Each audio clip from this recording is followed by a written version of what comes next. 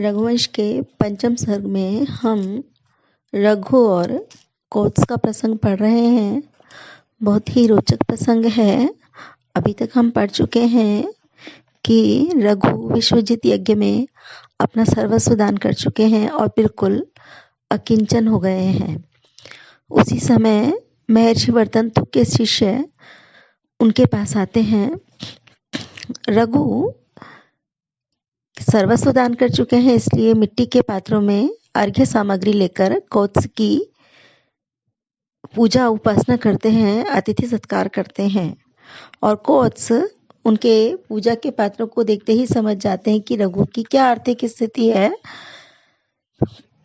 रघु उनसे कुशल क्षेम पूछते हैं और फिर निवेदन करते हैं कि आपके आने मात्र से मेरा मन नहीं भरा, आप मुझे कृपया कोई आदेश दीजिए, क्यों आए हैं मुझे बताइए। कोत्स कहता है, जो आया तो वहां पर एक प्रयोजन से ही था, लेकिन रघु की स्थिति देखकर अपने प्रयोजन को कहना उचित नहीं समझता। तो कहता है कि मैंने आपकी स्थिति समझ ली है, मैं और कुछ कार्य लेकर नहीं आया था। गुरु दक्षिणा में कुछ मुझे देना था, जिसके लिए मैं यहाँ पर आपके पास आया था।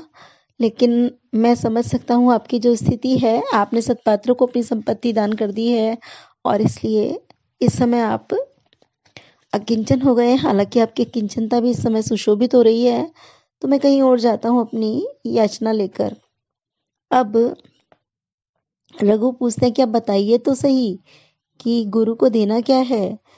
तो कोत्स बता देते हैं कि गुरु ने पहले तो मना ही कर दिया था दक्षिणा लेने के लिए, लेकिन जब मैंने बहुत जिद की कि आपको लेनी ही पड़ेगी, तो उन्होंने नाराज होकर कहा कि मैंने तुझे 14 विद्याएं सिखाई हैं, इसलिए हर विद्या के लिए 1 करोड़ स्वर्ण मुद्रा, इस तरह 14 करोड़ स्वर्ण मुद्राएं मुझे ला कर दो। तो वो 14 करोड़ स्वर्ण मुद्राएं मुझे चाहिए। आगे कोत्स कहते हैं,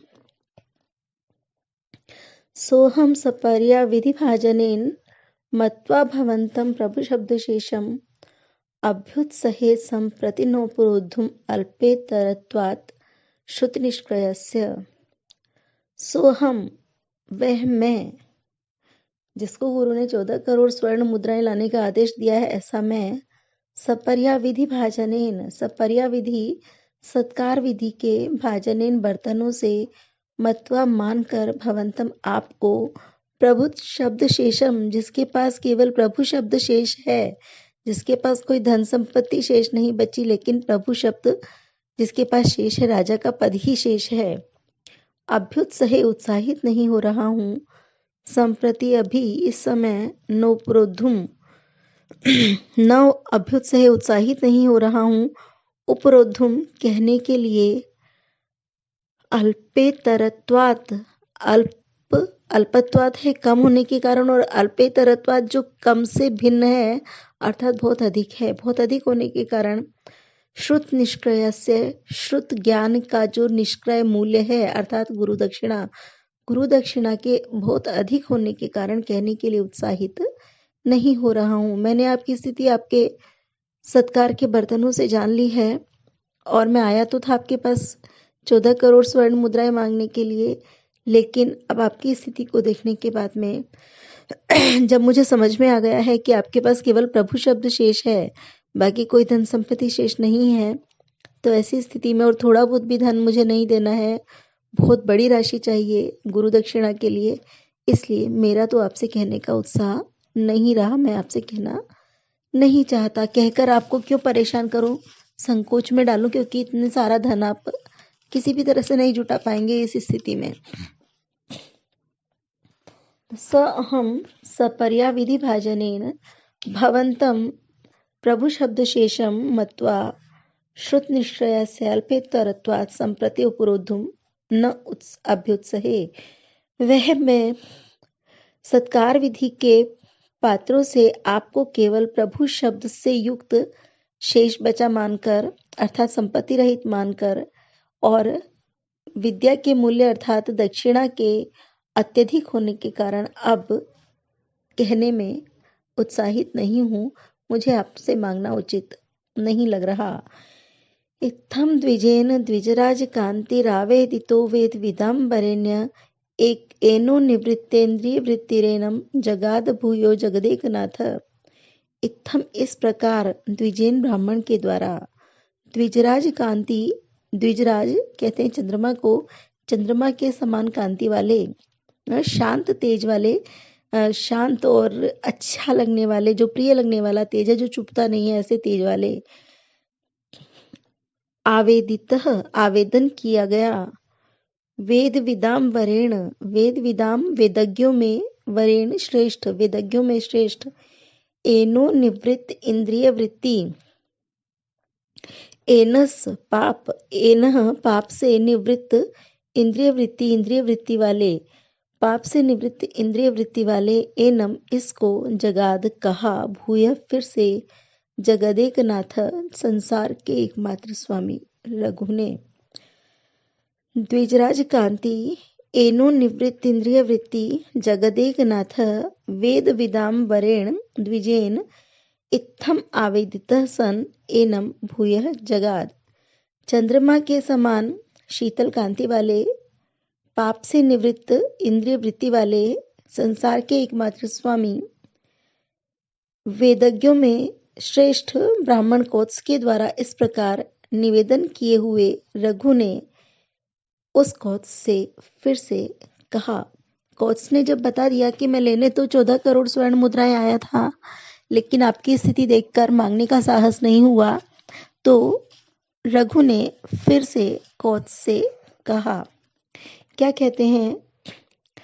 गुर्वर्थमर्थी श्रुत पारदर्शवा रघु सकाशादनवाप्य कामम गतो वदान्यंतरमित्ययं मे माभूत परिवाद नवावतारः। गुरुवर्थमर्थी, गुरु के लिए अर्थमर्थी, धन के इच्छुक, अपने गुरु के प्रयोजन से धन के इच्छुक, श्रुत पारदृश्वा, श्रुत ज्ञान के पारदृश्वा, पारदर्शा दृष्टा मतलब पारंगत, ज्ञान में पारंगत, महाज्ञानी, रघो सकाशात, रघु के सकाशात पास से, अनवाप्य कामम कामना को अनवाप्य प्राप्त न करके, अपने इच्छित पदार्थ को प्राप्त न करके, गतो वदान्यांतरम, गतः गया, वदान्य दानी, अंतरम दूसरा, दूसरे किसी ज्ञानी दानी के पास गया, इति अयम इस प्रकार की यह में मेरी माँ भूत न हो, परिवाद निंदा, नव नवीन अवतार जन्म, मेरी नवीन निंदा का जन्म न हो, जो आज तक कभी मेरे विषय में कहा नहीं गया कि रघु के पास कोई याचक कोई इच्छा लेके आ गया और निराश लौटा हो, तो ये मेरी नई निंदा उत्पन्न न हो कि इतना बड़ा ज्ञानी और गुरु दक्षिणा के प्रयोजन से जो आया, जिसका प्रयोजन भी अत्यंत श्रेष्ठ है, जो खुद भी बहुत सत्पात्र है, तो वो मेरे यहाँ से किसी दूसरे दानी के यहाँ गया, क्योंकि उसकी इच्छा मैं पूरी नहीं कर सका, तो ये मेरी एक नई निंदा न हो। आप रुकिए। श्रुत पारदृश्वा गुरुवर्थमर्थी रघु सकाशात कामम अनवाप्य वदान्यांतरम गतः इति अयम में परिवाद नवावतारः माभूत। ज्ञान में पारंगत, गुरु के लिए धन के याचक, रघु के पास से अपनी इच्छा की पूर्ति न होने पर दूसरे दानी के पास गए, इस प्रकार मेरी नवीन निंदा का प्रारंभ न हो। आप ऐसा मत कीजिए, यहाँ से किसी और के पास याचना लेकर मत जाइए, एक बार मेरे पास जब आ चुके हैं, क्योंकि ये तो मेरी बिल्कुल एक नई निंदा प्रारंभ हो जाएगी कि याचक रघु के पास गया और रघु ने उसकी इच्छा पूरी नहीं की। तो फिर क्या करें? रघु के पास धन तो नहीं है इस समय, ये तो स्पष्ट है। तो रघु कैसे उसकी इच्छा पूरी करेंगे? रोक तो रहे हैं। तो कहते हैं स्वत्वं प्रशस्ते महिते मदीये वसन चतुर्थो अग्निरिवज्ञागारे द्वित्राण्यहान्यर्हसि सोढुमर्हन् यावद् यते साधयितुं त्वदर्थम्। स त्वं, स वह, त्वं तुम, वह तुम, प्रशस्ते प्रशस्त प्रशंसनीय, महिते विशाल, मदीये मेरे वसन रहते हुए चतुर्थ अग्निरेव चौथे अग्नि के समान अग्न्यगारे अग्निशाला में अग्न्यगार में द्वित्राणि हानि 2-3 दिन अर्हसी योग्य हो सोढ़ुम सहन करने के 2-3 दिन का विलंब सहन करने के योग्य हो। अर्हन हे पूज्य यावद यते साधयितुम त्वदर्थम यावद जब तक त्वदर्थम तुम्हारे प्रयोजन को साधयितुम सिद्ध करने के लिए पूरा करने के लिए यते प्रयास करता हूँ। तो स त्वम वह तुम महिते प्रशस्ते विशाल और प्रशंसनीय या पूज्य मदीये अग्न्यगारे चतुर्थ अग्नि वसन मेरी अग्निशाला में चतुर्थ अग्नि के समान रहते हुए द्वित्राणी हानि सोढ़ुम अर्हसी 2-3 दिन प्रतीक्षा करने के योग्य हो 2-3 दिन का विलंब सहने के योग्य हो। अर्हन हे पूज्य अहम तावत त्वदर्थम साधयितुम यते मैं तब तक तुम्हारी इच्छा पूरी करने के लिए प्रयास करता हूँ। तो रघु निवेदन करते हैं कि मेरी जो प्रशंसनीय पूज्य यज्ञशाला है, पूजित यज्ञशाला है, अग्निशाला है, आप 2-3 दिन उसमें ठहरिए, उसमें विश्राम कीजिए। बस आपको 2-3 दिन का विलंब अवश्य सहन करना पड़ेगा। तत्काल मैं पूरा नहीं कर सकता, लेकिन मैं पूरा करूँगा। तो आप यहाँ कुछ समय रुकिए और तब तक मैं आपकी इच्छा पूर्ण करने का प्रयास करता हूँ। यहाँ पर वो कहते हैं कि अग्निशाला में चतुर्थ अग्नि वसन, अग्निशाला में चौथी अग्नि के समान रहते हुए, तो 3 अग्नि मानी गई हैं। पहली अग्नि है गारेपत, जो एक गृहस्थ के यहाँ हर समय जलती रहती है। ये लोक मान्यता भी है कि चूल्हे में आग कभी बुझनी नहीं चाहिए, गृहस्थ के चूल्हे में आग कभी बुझनी नहीं चाहिए। तो ये उस समय की बात है कि जब आधुनिक साधन नहीं थे भोजन पकाने के, पत्थरों को रगड़कर या लकड़ियों को रगड़कर आग जलाई जाती थी। तो वो आग बुझने के बाद में बहुत झंझट है। तो एक अग्नि का भले छोटी सी चिंगारी से ही निरंतर जलती रहती थी और परंपरा से पिता अपने पुत्र को ये अग्नि प्रदान करता था और इस अग्नि में से ही आग लेकर यज्ञ की अग्नि जलाई जाती थी, जिसमें आहुति दी जाती थी। वो यज्ञाग्नि में कहलाती थी, आहवनीय अग्नि। 2 अग्नियां हो गई, गार्हपत्य अग्नि और आहवनीय अग्नि, और तीसरी अग्नि है दक्षिण अग्नि, जो दक्षिण दिशा में स्थापित की जाती है। तो मेरी अग्निशाला में 3 अग्नियां तो प्रज्वलित रहती हैं। चौथी अग्नि के समान आप मेरी यज्ञशाला में विश्राम कीजिए, मेरी अग्निशाला में विश्राम कीजिए, 2-3 दिन विश्राम कीजिए, तब तक मैं आपका प्रयोजन पूरा कर दूंगा। ऐसा रघु ने कोत्स से निवेदन किया। तब कोत्स क्या करते हैं,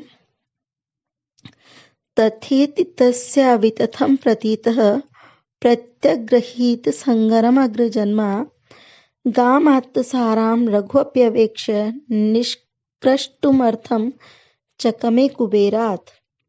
तथा इति ऐसा ही हो, तस्य उसके अवितथम, जो वितथ मतलब असत्य नहीं है अर्थात सत्य, प्रतीत प्रसन्न हुए, प्रत्यगृहित स्वीकार कर लिया, संगरम प्रतिज्ञा को, अग्रजन्मा ब्राह्मण ने है। अग्रजन्मा प्रतीतः तस्य अवितथम संगरम तथा इति प्रत्यगृहीत। ब्राह्मण कोत्स ने प्रसन्न होते हुए उसकी सत्य प्रतिज्ञा को ऐसा ही हो इस प्रकार कहते हुए स्वीकार कर लिया। रघु अपि गाम आत्तसाराम अवेक्ष्य कुबेरात अर्थम निष्कृष्टुम चकमे। और रघु ने भी गाम धरती को, पृथ्वी को, आत्तसाराम ले लिए गए सार वाली, जिसके सारे सार को ग्रहण कर लिया गया है, ऐसा अवेक्ष देखकर, निष्कृष्टुम अर्थम धन को, निकृष्टुम लेने के लिए, प्राप्त करने के लिए, चकमे कामना की, कुबेर से। और रघु ने भी धरती को समाप्त सार वाली, जिसके समस्त सार को ग्रहण कर लिया गया है, ऐसी देखकर कुबेर से धन को प्राप्त करने की कामना की। रघु मिथ्या नहीं बोलते हैं, सत्यवादन करते हैं। तो उन्होंने जो प्रतिज्ञा की कि मैं आपकी याचना को पूर्ण कर दूंगा, तो स्वाभाविक है कोच पर भी विश्वास करेंगे। तो कोच बहुत प्रसन्न हो गए कि कहीं और नहीं जाना पड़ेगा, यहीं से पूरा हो जाएगा मेरा प्रयोजन। तो उन्होंने ठीक है ऐसा कहकर रघु की प्रार्थना को स्वीकार कर लिया कि मैं 2-3 दिन प्रतीक्षा कर लेता हूँ। अब रघु ने विचार किया कि मैं 14 करोड़ स्वर्ण मुद्राएं कहाँ से प्राप्त करूं। तो उनको समझ में आया कि इतना सारा धन पृथ्वी पर तो कहीं मिलना नहीं है। सबसे ज्यादा धन उनके पास ही था, तो उन्होंने तो वो सतपात्रों को दान कर दिया। तो अब जो भी धन है उनका दान किया हुआ है, तो धरती पर तो उनको इतना सारा धन नहीं मिलने वाला। इसलिए उन्होंने सोचा कि कुबेर से ये सारा धन प्राप्त करते हैं। कुबेर जो धन का स्वामी है उससे धन प्राप्त करते हैं, ऐसा उन्होंने निश्चय कर लिया। तो कुबेर पर आक्रमण करने का, कुबेर से धन प्राप्त करने का निश्चय करके रघु कोच का प्रयोजन पूर्ण करना चाहते हैं।